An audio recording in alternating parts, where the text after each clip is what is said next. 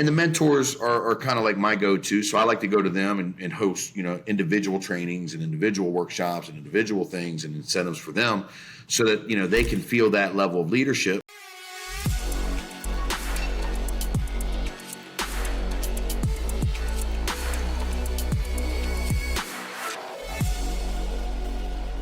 Hello, everybody, and welcome to REISmartTalk. I have a special guest today. We're going to be discussing culture.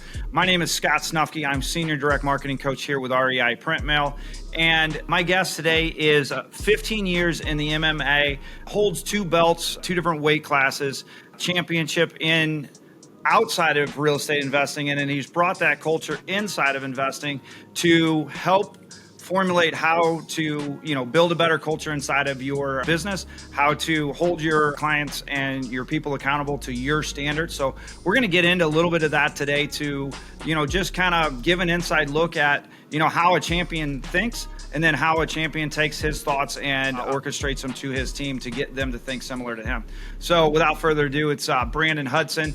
He's with SBY Gyms in Salisbury, Maryland, and 2-time champion. So how's it going today, Brandon? It's going good, brother, man. I'm really delighted to be on here. I know we've talked at a couple events, and I've heard you speak about your product and what you do, man. And I was just really honored to be here to be a part of it.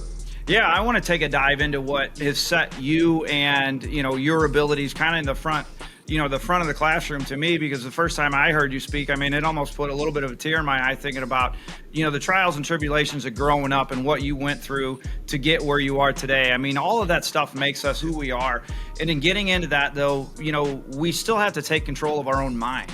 And in getting in control of our mind, as Brandon Brittingham tells us, you got to, calm that inner bitch. But to get a hold of that can be somewhat of a problem. Do you have anything for our listeners that how you can control your mindset to get in there and do some things that are going to hurt? How you control that thought process and that mindset to get in there and get after it, even after an ass whooping or something of that nature? Yeah, absolutely. So, there's a couple things to that question. One being, especially when I got into the training, MMA, the personal development space, all that good stuff. We always have our story and have the things that what makes us why we're here today to start changing. And one of the things that helped me realize and keep myself kind of in check when I'm having those moments is everybody's got a poor me American story. You know what I mean? Everybody's got the come up story. They've been through some stuff. They've had, this happen and that happened. And we get caught up in the moment thinking that our stuff is so different than everyone else's, right? But you don't understand my situation and my issue. So you weren't there. Yeah, and really when you really dissect it and look at it, it's all the same stuff. We're all humans. We're all going through the same thing. So that puts it in perspective for me. And then when I start owning what I've been through and owning what I've went through and had to overcome, it usually just comes back to the same question. Or hey, is this really the worst that you've ever been through? Is this really the worst that you've ever gotten through? And that's something that we really put, I put myself through and I put my fighters through at SBY MMA. The fight on fight night is actually going to be the easier than the training that you go through for the 8-week camp, 12-week camp.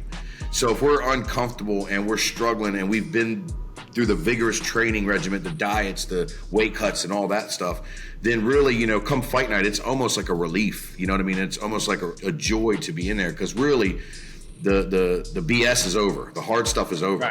Right. When you associate that with high performing sales or investing or anything else, it's cool because getting into investing, that there's no same deal that's alike, right? Not in real estate, not investing, anything. So you're always dealing with the unknown. You're always dealing with factors that you probably didn't plan for, didn't expect. And very few investing deals or real estate deals or print mail deals or anything just go really smooth as planned and copacetically, right? You have those rare occasions. So in business, when I'm faced with challenges, it just comes back to the same thing.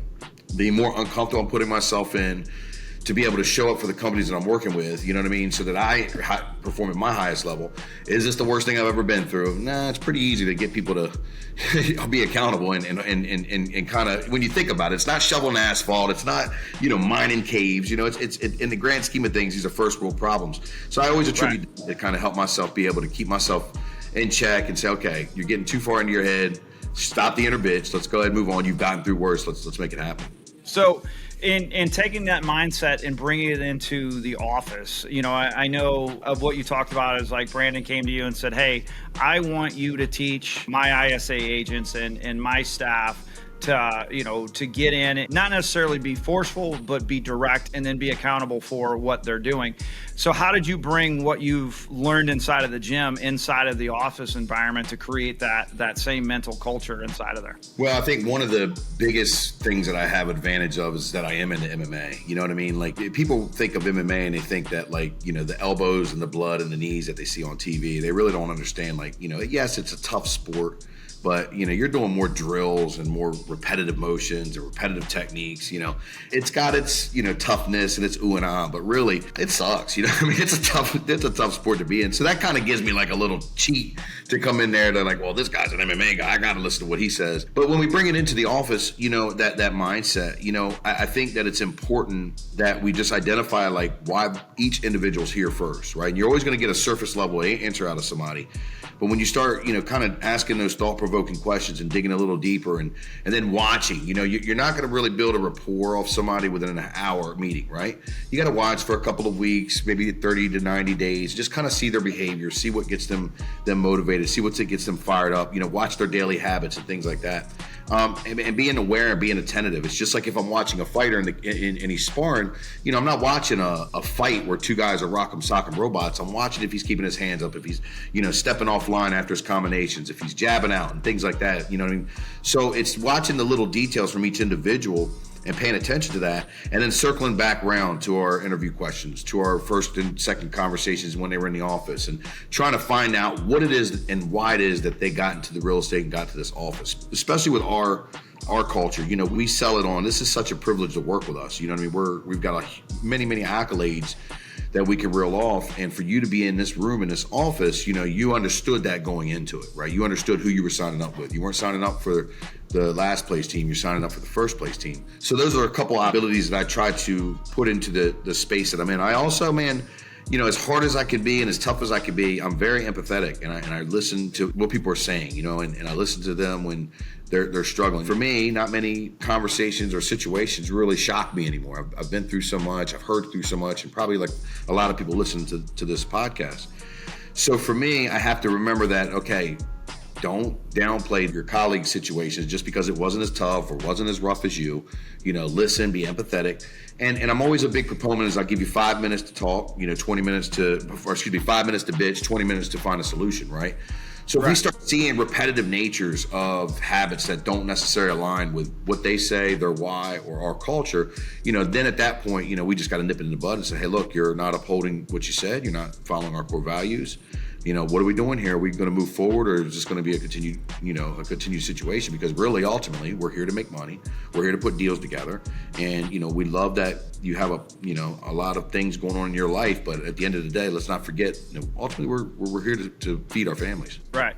So in, getting into that interview scenario, what's one of your favorite questions to ask inside of there, and why? I would have to say, in a year from now, what does real estate do for you if this position works out that will effectively change your life? Because that, I always get the most blandest answer because they're caught off guard with that. But I follow up with a couple of questions, to try to peel the layers back a little bit more. And for me, that gives me a starting point, right?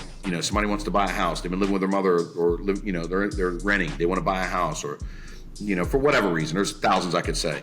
Now I've got a starting point and a place of accountability that, we can not only hold them accountable, but also, remotivate them over and over again when, stuff starts to get redundant and starts to get, kind of boring and not as shiny as when they first started. And that helps me put in perspective of, hey man, don't forget why you were here. Hey man, we're on our way. It takes time, and just all the countless conversations that we have. Right. One of my favorite questions. I also enjoy asking, what's the toughest thing they've been through, both personally and professionally? That's a good one as well. That's probably my second favorite, or neck and neck, because you really start seeing what a recruit looks like when you're in front of them, and what they're really, does this person really have the kind of grit that matches our team and matches what we want to do? Because if they get, and I've had this happen many times, if they start getting emotional and start, pulling at those heartstrings, man, you might have somebody that could really add value to your team. Right. And with those two questions, even back to back, or, inside of the same interview, you're really capturing of where they've been and where they want to be. And then at that point, you're able to go, okay, this is where you were, this is where you're at, and this is where you're going to be. So it gives you a timeline of how they're moving through on their own, and then with the right guidance and that, and you guys can almost consider yourself like a real estate college. I mean, they're coming in, they're getting paid if they perform, but they're also getting such knowledge on the inner workings of the real estate community to implement into their own business. Because not only that, you guys come and say, okay, let us get you your first rental or your first investment opportunity, or let us show you how to invest better. So they're getting training on as that first team, inside of that. So the opportunity is just phenomenal there for the growth that most people don't see. And then you guys are also coming back and holding them accountable for that.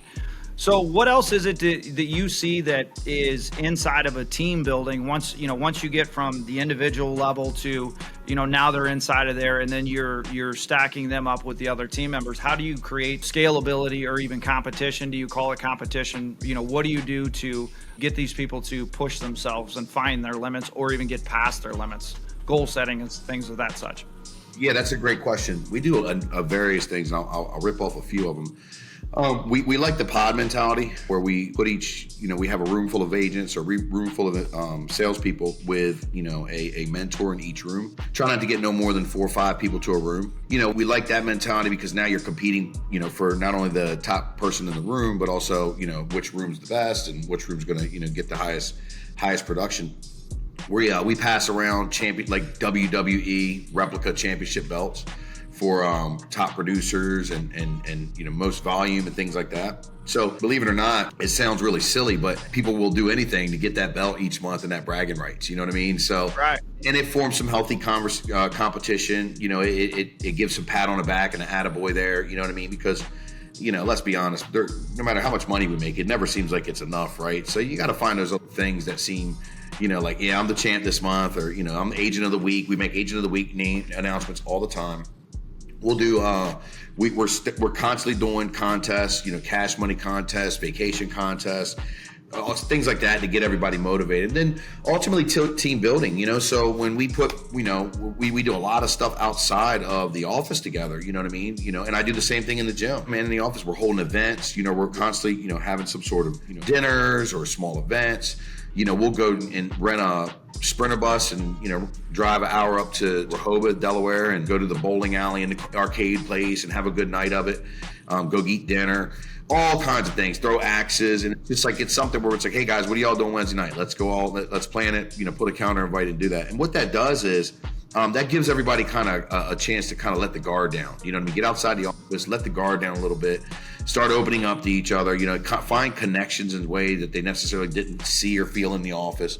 Because no matter what, I don't care where you're at, it's very hard for somebody to come in on the salesperson employee level and not feel some type of, is the boss, am I making the boss happy, or am I doing my enough? And, am I on the chopping block? We all go through these. I mean, I go through it daily. I'm always asking myself, am I gonna have a job tomorrow? And I own the place, right? So it's one of those things where once you get their guard down a little bit and get everybody kind of, working together. And then ultimately what that does is that holds group accountability.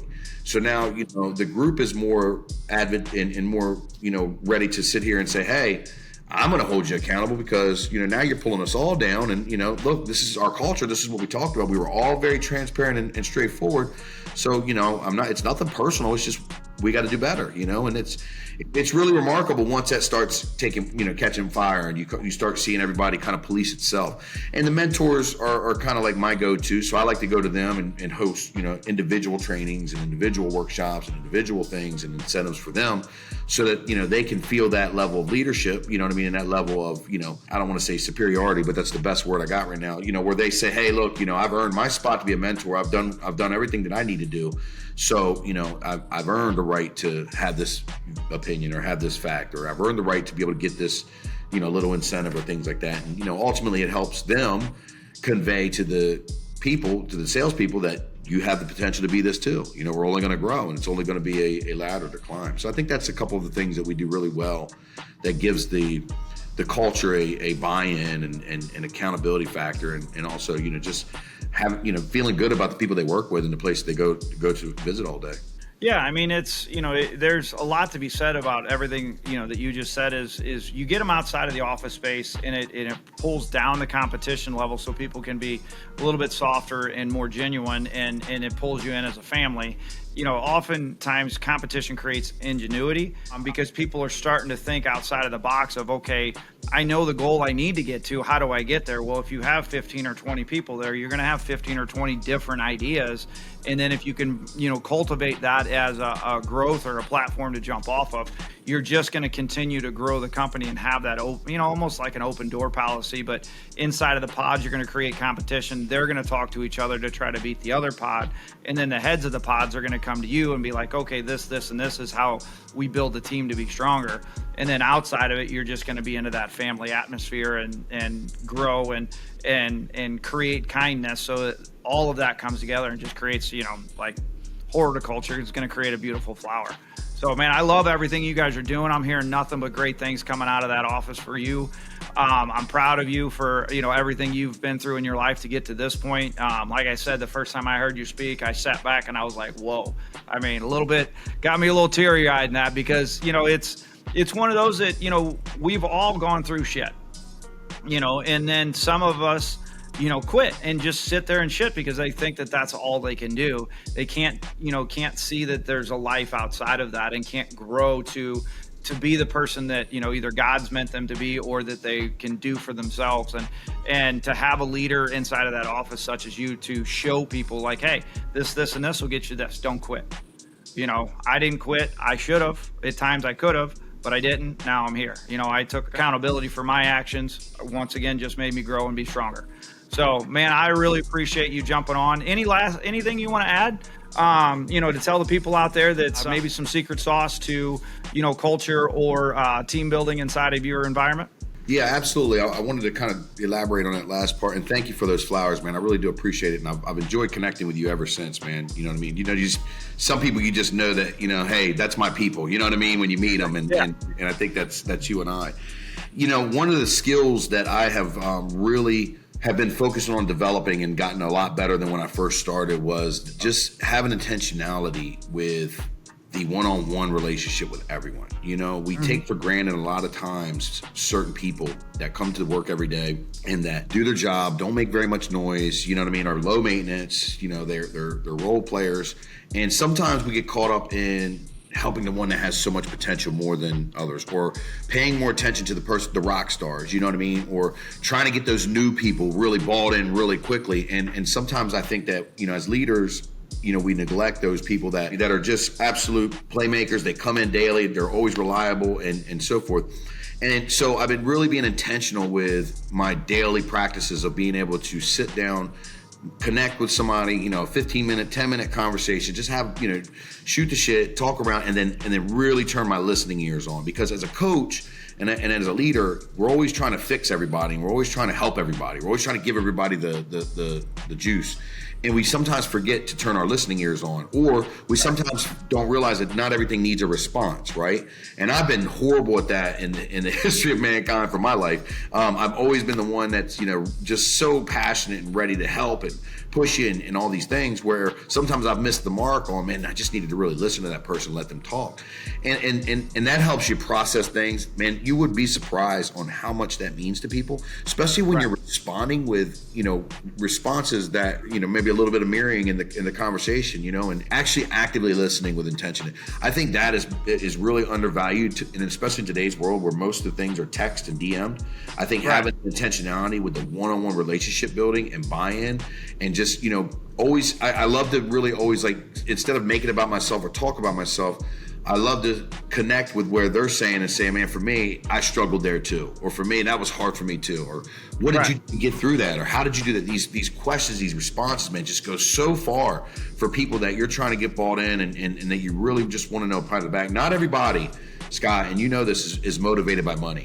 You know what I mean? No. There's some people that are they just want to be a part of a place. that appreciates and loves them with no stress, and they just want to make decent money, and they want to go home, and that's it. So it's important, man. I think that's like a really big valued skill, and something overlooked in the conversational part, especially when you're in work and you're on go mode and you're just thinking, and you're running from task to task to task. Slow down, get the conversation, talk to these folks, just have intention with your listening skills. Man, you'll be surprised how far that'll take you.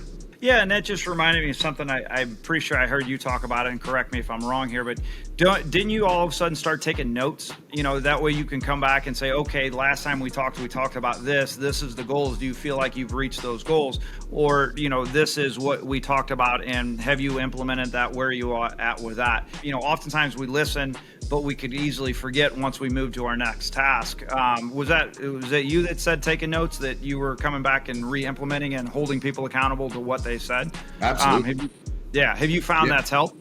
Yeah, absolutely. Because again, how many times have you told somebody you're going to do something, and the minute you walked out, your phone rang and you just forgot about everything? 100%. Right. I always like to jot down notes. I always like to put reminders in my calendar. My calendar is such an underutilized tool. Now, I have a Samsung, so everybody gives me crap about that, but that has a wonderful widget where you can just pull up your calendar right there. Everything, it's very visual for me, and it works really well for me. And I put things in there, reminders to ask about, reminders to follow up. You know what I mean? My calendar on my phone is literally my life and business in a nutshell. And if it's not on that calendar, it doesn't get done. So notation is huge. You know what I mean? Little parentheses and things like that, just to keep me remembering exactly what they said. And that right there, is something where people that's a whole other skill in itself, because people we're not listened to anymore. So many people are just moving too fast and and okay, and that just makes people feel so important and so seen when you have the ability to remember things that they've talked about, especially when they think to you it's insignificant. Right. And then also in further